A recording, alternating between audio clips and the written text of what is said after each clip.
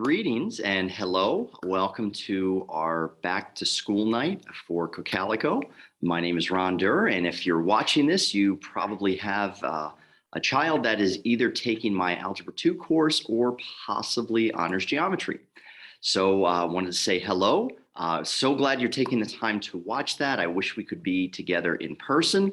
It's a lot more fun to see people that way than going through this, but this is what we have to make do with this year. So what I want to do is talk a little bit briefly about myself. I'm going to be talking a little bit about the course and hopefully answer any questions and let you know a little bit of what's going on in here. So first of all, I want to say a big thank you, not only for watching this, but thank you parents out there. You are doing a great job.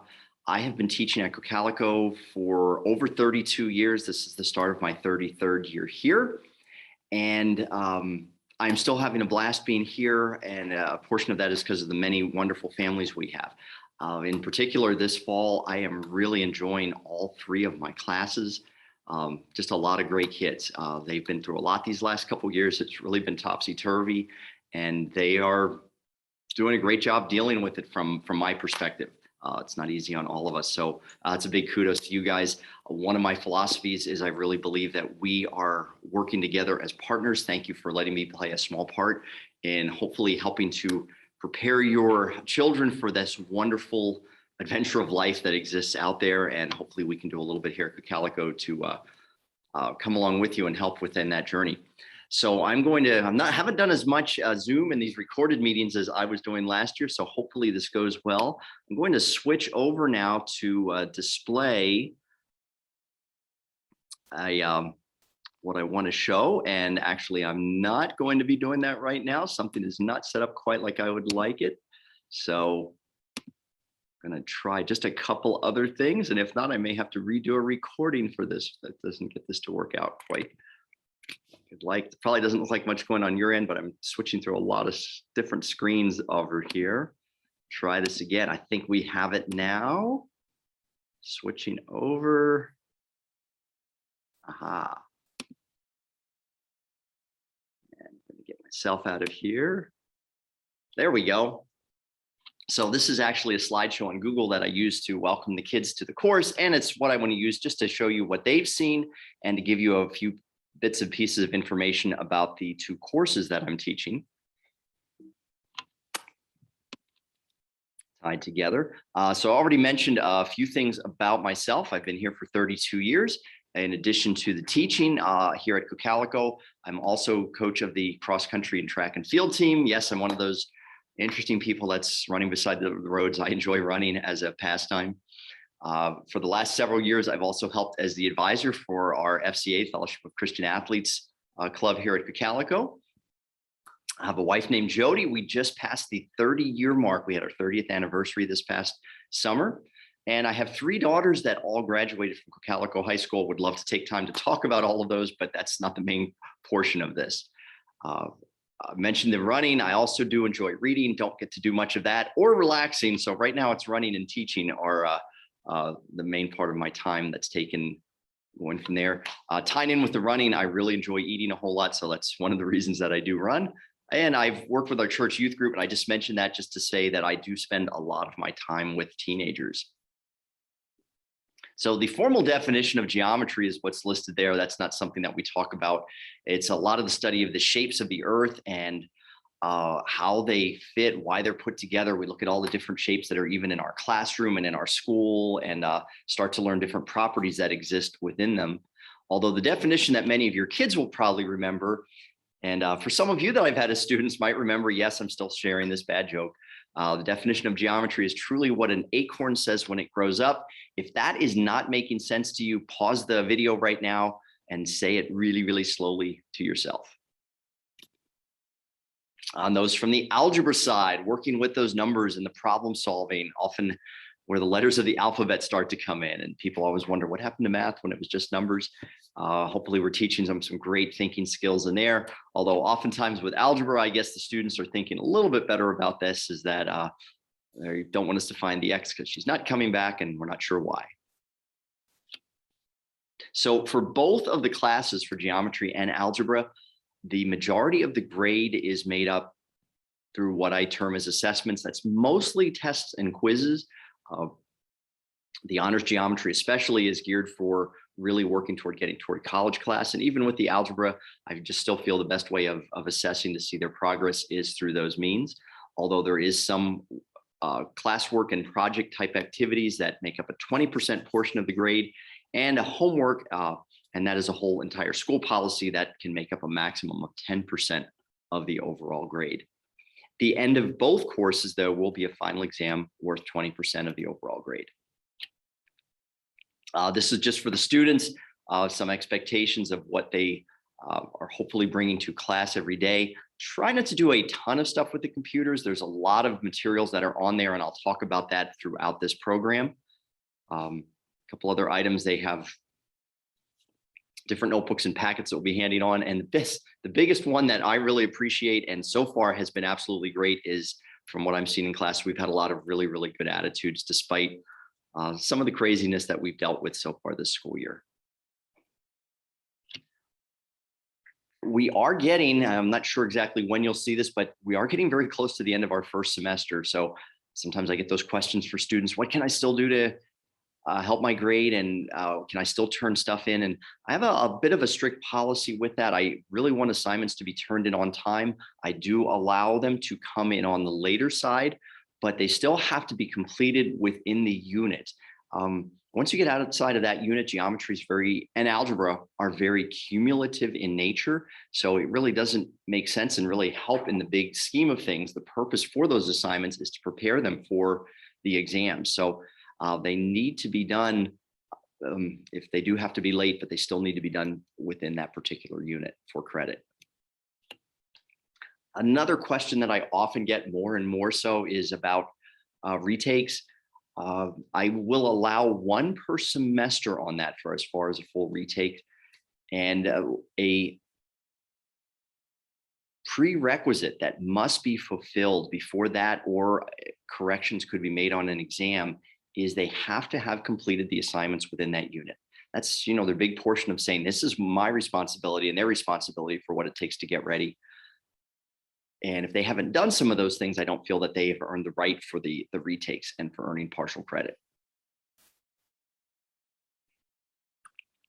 These are just a couple extra items that are on this show. And if you'd want to see it, the kids would have access to this. This is in their folders within Schoology. For both classes, I mentioned there the honors class, but for both classes, the homework is really a big part of a lot of math classes, because that extra practice is just needed to really, really be successful. And I really stress on there that homework it's really there for their benefit, not mine. A lot of assignments, this is one thing that I have continued after going through some of what we learned last year. I really like having the assignments rather than coming in physically to me. I have them submitting using a program called Adobe Scan. It gives me a really great image of those. So anything that I'm just looking for completion, students are completing with that. And just mention also all the supplemental materials. I post a tremendous amount of things to Schoology that are there as extra resources that I truly hope are helpful for the students. Speaking of that, this would be the other big one. Okay, getting extra help. So it is so important in both classes, as they are sequential, and things that we learned in September we're using now in October, and October is going to transfer, and it just continues to build. It's a big portion of a lot of the math classes. I've tried to take some time in every class that there is additional time for asking questions. If that isn't the case, and the kids are usually pretty good with this at sending Schoology messages. Many kids who don't like to ask questions in class will frequently have learned to do so through that. I try to get back to them as soon as possible, but I'm not on the computer as much as I was in the last couple of years. So depending how classes and how my day's going, I may or may not be able to get on it within a period of minutes to hours. And again, now that we have focuses all the time, those are just a wonderful time that students have for making up work and getting extra help.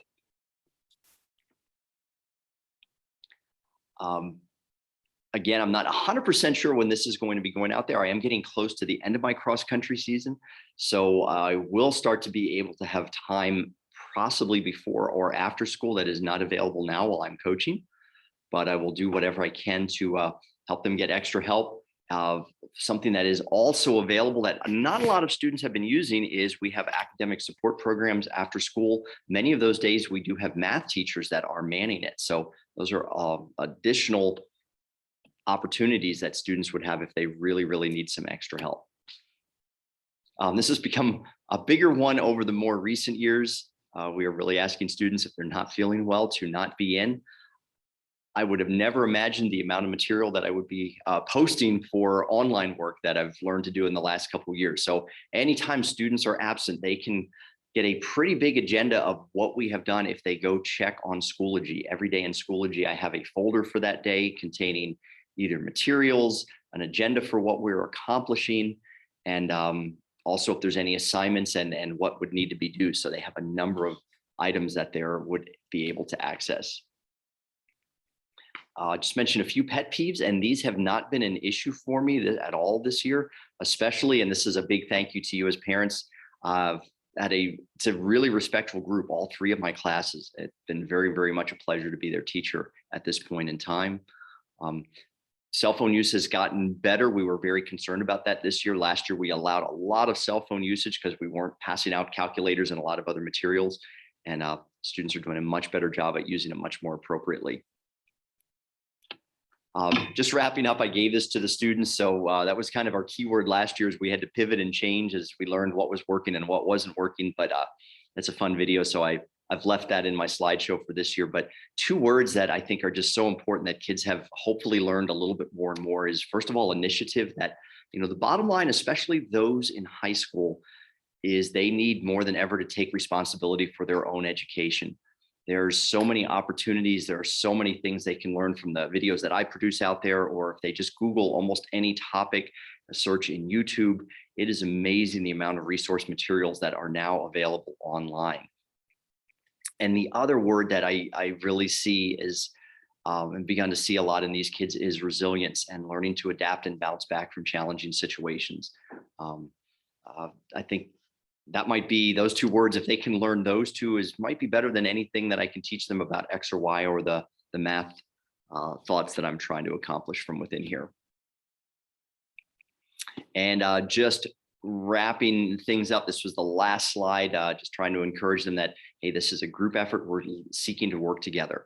My goal as a teacher is to challenge them wherever they're at and whatever they have begun learning, that this is a course that challenged them to work hard, to learn to use those wonderful brains that they have been given, and to challenge them to become better at that, and that whatever they are headed toward in the future, that they would be as prepared as possible.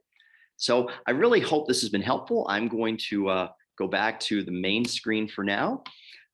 Thank you so much for taking a few moments to watch that. I hope it would have answered if you would have had any questions. If any questions or concerns, again, I would just want to say, hey, we're working together. Never hesitate to contact me. The best way to do that is through the school email system, rdurr@cocalico.org. They're always tied in our first initial and last name at cocalico.org. I'm much quicker at responding to emails than I would be to, we do have a voicemail system, but till I get to hear that and would respond through a call is always usually a pretty good amount of time till I can respond with that. So thank you so much. Have a great rest of your day, whatever's involved in that from whenever you're watching this. Bye-bye.